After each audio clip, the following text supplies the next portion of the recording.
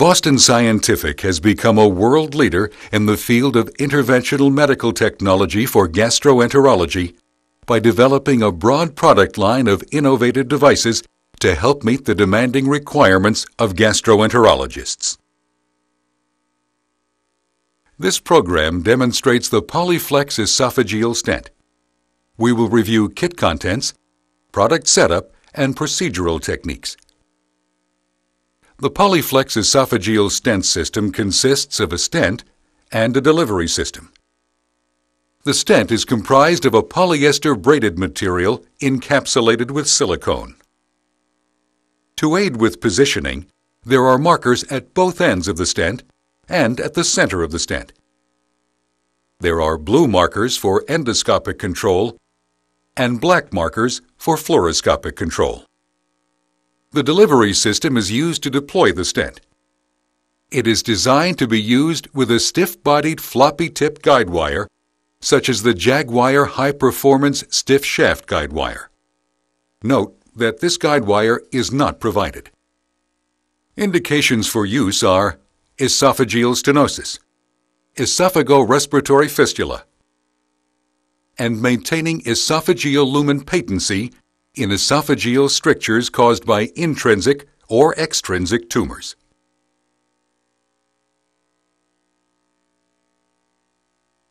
The Polyflex esophageal stent kit comes with the following: the Polyflex esophageal stent, a delivery system to deliver the stent into the esophagus, a stent loader and loading basket to aid in loading the stent into the delivery system, an insertion tube with dilator for introduction of the delivery system over the guide wire into the esophagus, a positioner for positioning the stent as the insertion tube is retracted, a stopper to temporarily fix the stent into the insertion tube during the loading procedure, and a stent clamp for securing the system once it is loaded.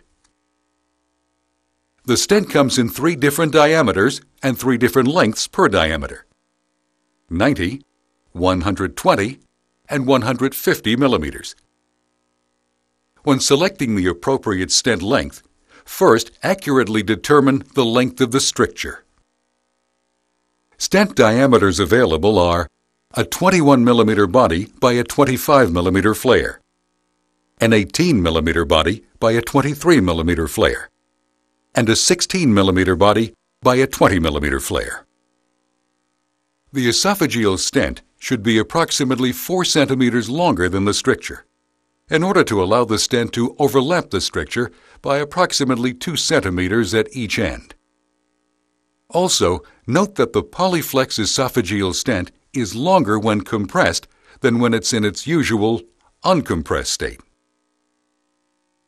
The selected stent diameter depends on the specific anatomical conditions of the esophagus.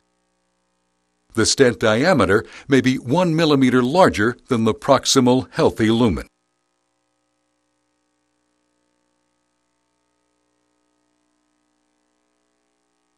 Once the proper-sized stent has been selected, the stent is prepared for insertion using the following 7 steps. Step 1. The proximal flare end of the stent is inserted into the basket of the stent loader as far as the blue marker. Step 2. With one hand, the stent loader is held firmly. Using the other hand, the distal end of the basket is grasped and pulled back on the basket sleeve with stent inside. This is intended to cause the stent to be lengthened, in order to achieve a narrowing of the funnel-like stent end as it is being pulled in. The delivery system is inserted over the basket while pulling on the distal end of the basket. The insertion is stopped at the black marker. This will help ensure only 1 millimeter of the stent projects beyond the transparent delivery system. Caution: if the stent is pulled too far into the delivery system, remove the basket-loaded stent from the delivery system and begin the insertion process again. Caution: if stent infolding is observed through the delivery system, it is important to release and reload the stent If the infolding is not corrected, a second stent may be selected for the procedure. Step 3. The stopper is inserted firmly into the end of the stent. This is intended to prevent the stent from moving. Step 4. While pressing the stopper with the thumb of one hand, the stent loader is grasped with the other hand. Then, the stent loader is pulled backward until it is completely removed. Step 5. After the stopper is removed, the stent is pushed fully into the delivery system, up to the marker, with the aid of the positioner. Step 6. The orange and blue stent clamp is removed prior to inserting the tube. The end of the insertion tube is inserted into the delivery system and stent until the dilator closes the end of the tube.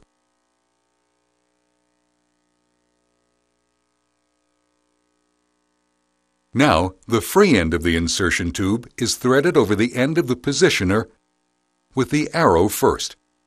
Threading is continued to advance the positioner until it touches the stent in the delivery system.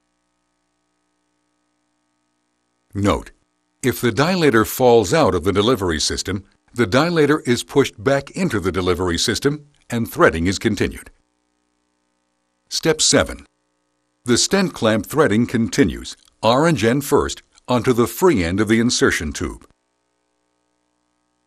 Threading the clamp is continued until the clamp reaches the positioner. The blue end of the clamp is tightened by turning it clockwise until the system does not move.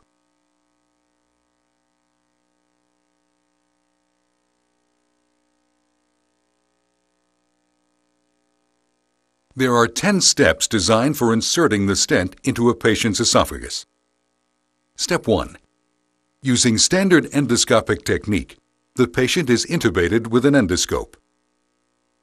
The stricture location and dimensions are assessed upon direct visualization. Step 2. If required, the stricture is dilated to a diameter slightly larger than the diameter of the delivery system. Step 3. Leaving the endoscope in place, the proximal and distal borders of the stricture may be observed fluoroscopically. The proximal and distal borders of the stricture may be marked with radiopaque tags, external or internal. Or, an injectable radiopaque substance may be used. Step 4. The stent length is then assessed to ensure that the stent is long enough to bridge the stricture and extend approximately 1 to 2 centimeters on each side of the stricture. If the stent length choice is too short, a longer stent may be chosen. Step 5. A 260 centimeter Jaguar high-performance stiff shaft guide wire is inserted through the working channel of the endoscope so that the distal segment is coiled in the stomach. Then, while maintaining the Jaguar placement, the endoscope is carefully removed. Step 6. The delivery system is guided over the Jaguar and across the stricture. Step 7. The distal end of the stent is positioned lower than the distal end of the stricture, so that the release process may be controlled by endoscopic or fluoroscopic vision. Note: the stent, the dilator tip, and the positioner may each be monitored by fluoroscopy. Step 8. When the stent is released under fluoroscopic control, the endoscope may be positioned next to the delivery system with the proximal end of the loaded stent placed above the upper stricture margin. Caution: the loaded stent is stretched and shortens upon deployment. Step 9. The upper portion of the transparent delivery system is grasped using the textured grip. Now, with the positioner in place, the delivery system is withdrawn over the positioner, releasing the stent.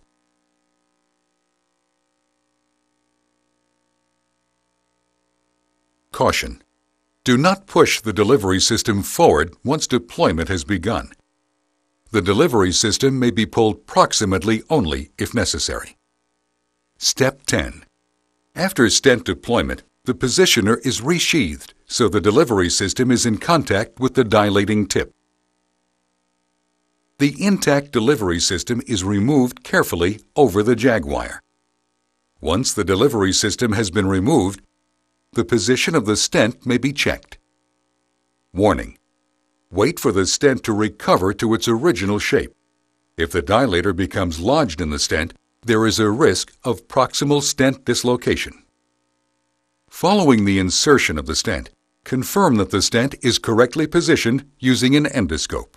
The Polyflex esophageal stent is designed so that it may be repositioned or removed during the initial procedure if necessary. As seen earlier, the stent is designed to narrow under tension. Therefore, it may be removed by drawing it proximally.